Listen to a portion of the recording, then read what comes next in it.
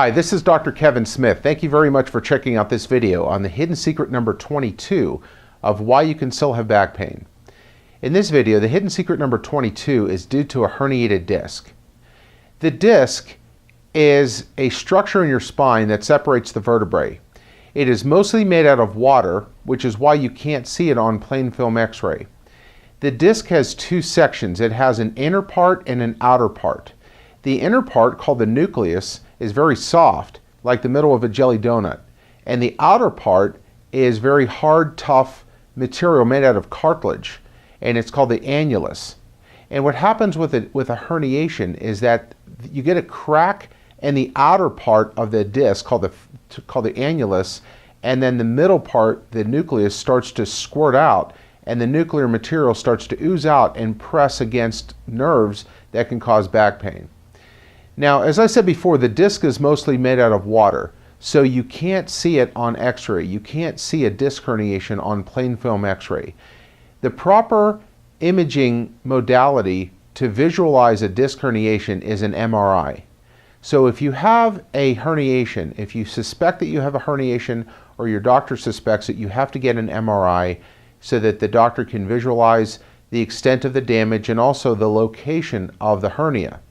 Sometimes a hernia will go straight back towards the spinal cord, and sometimes the hernia will go more towards the side and hit more towards the spinal nerve root.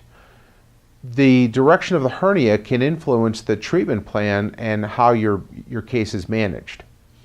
Now, if you do have a herniated disc, the next question is, what do you do about it?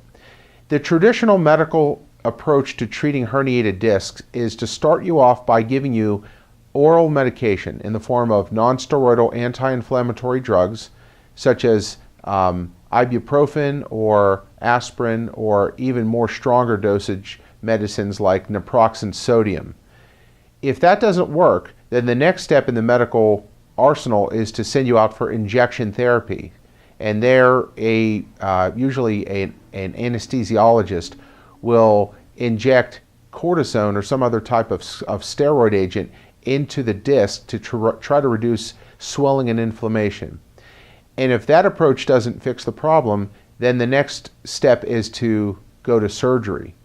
Surgery should always be viewed as the last resort, never the first option. It's very invasive. You have a risk of infection, and you also have a risk of being harmed by the anesthesia. And also, according to medical research, 50% of all spinal surgeries fail. That's not my opinion, that's actual research that's published by the medical doctors. So you have a 50-50 chance of the surgery even working. Now, the conservative treatment to managing a herniated disc is through the use of a combination of chiropractic care combined with physical therapy rehab and certain lifestyle-based changes. So I'll explain what these are. The chiropractic and physical medicine approach to helping people with pain caused by a herniated disc is first to mobilize the joints and the spine, keeping them moving correctly, and immobilize the muscles by giving the patient specific stretches and breaking up muscle spasms through acupressure. Once that's accomplished, then we try to realign the spine and the pelvis to reduce the amount of stress and strain on the discs as well as the load-bearing joints in the spine. Once that's been accomplished, then we prescribe exercises to try to strengthen and stabilize the spine. By improving motion, alignment, and strength, we're able to help with overall spinal function and to alleviate a great amount of pain. There's also a number of lifestyle-based things that you can do, including improving your diet. And specifically, you want to reduce or eliminate certain things that will aggravate your disc problems, like eating sugar, eating grains such as flour, rice, or corn, eating any kind of pro-inflammatory fatty acids such as things that are made with trans fats, or eating a lot of red meat that are going to increase your arachidonic acid levels that will drive more pain into your back. So by eating more of a plant-based diet and eliminating sugars and grains, not only will you feel better, but it'll reduce your back pain significantly. Well, I hope you enjoyed this video and I hope you learned something.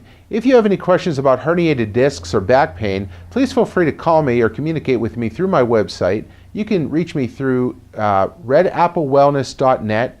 Also, subscribe to my YouTube channel and tell a friend. And again, thank you very much for checking out this video.